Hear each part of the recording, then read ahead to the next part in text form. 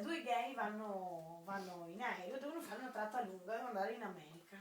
Madonna amore, cosa facciamo tutte queste ore in aereo così, senza fare niente, tutti che ci guardano, non possiamo neanche fare le coccole.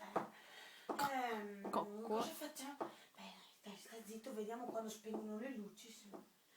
Ce n'è uno un po' più timido, un altro un po' più audace, no? Ha detto, stanno dormendo tutti, dai, facciamo qualcosa, ma no, ma non vedi, dai. Guarda, allora, adesso faccio vedere, dai, stanno dormendo, te lo dimostro io che stanno dormendo tutti, ma no, ma dai, stai zitto, che poi magari si sveglia, te lo dimostro che...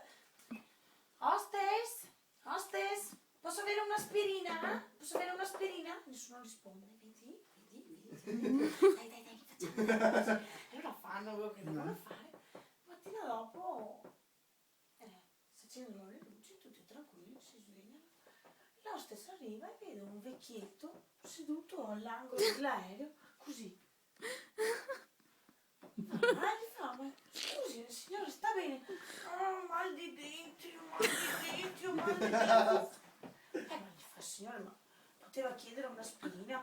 Sì, quell'altro ha chiesto un'aspirina e l'hanno inculato tutta la notte. Ok, vai.